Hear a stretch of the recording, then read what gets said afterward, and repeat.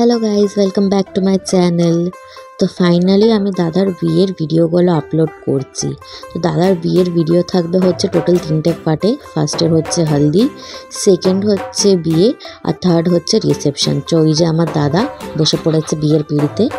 আমি as usual always late হয়ে গেছি, তাই শাড়ি পরার টাইম পাইনি। একটা ইয়েলো কালার ড্রেস পরে চলে এসেছি, এটা হাতের সামনে পেয়েছি। তো বাউন ঠাকুর সব কিছু প্রিপারেশনস করা হয়ে গেছে বাউন ঠাকুরের।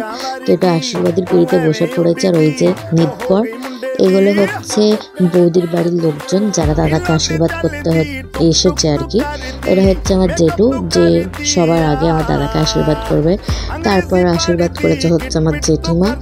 বিয়ে বাড়ি মানেই হচ্ছে অনেক রকমের ঝামেলা, ঠিক নয়, মানে একটা ভাগা দৌড়ির ব্যাপার একটা থেকেই যায়, যে এইটা মিস হয়ে যাবে না তো ওটা মিস হয়ে যাবে না। তো খুব কম সময়ের মধ্যে অনেক কিছু করার ব্যাপার থাকে।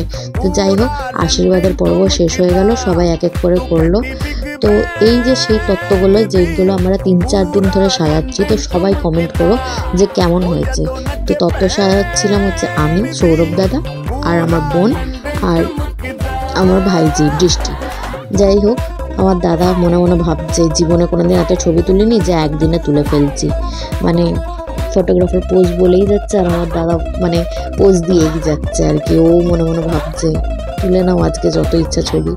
যাই হোক, হালদির ফার্স্ট রিচুয়াল হচ্ছে ম্যারিনেশন, যেটা হচ্ছে আমার দাদাকে যেটা করা হচ্ছে।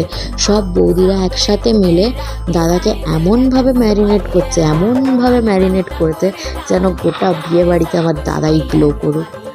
তো এই যে ম্যারিনেশন পর্ব এখন চলছে। তারপরেও অনেক রকমের ফটোশ্যুট করা হচ্ছিল। তো এই যে গায়ে হলুদের যে তত্ত্ব যে পাঠানো হয়, এটা হচ্ছে গাড়ি, এই গাড়িটা করেই যাবে বৌদিদের বাড়িতে। তো গাড়িটা বেরিয়ে পড়েছিল। তো এই দেখো, ব্রাউনিকে সবাই খুঁজছিল, ব্রাউনি কয়। ফাইনালি ওই যে ইয়েলো কালারের কুর্তা যেটা আমি ওর জন্য কিনেছিলাম ওকে পরিয়েছি।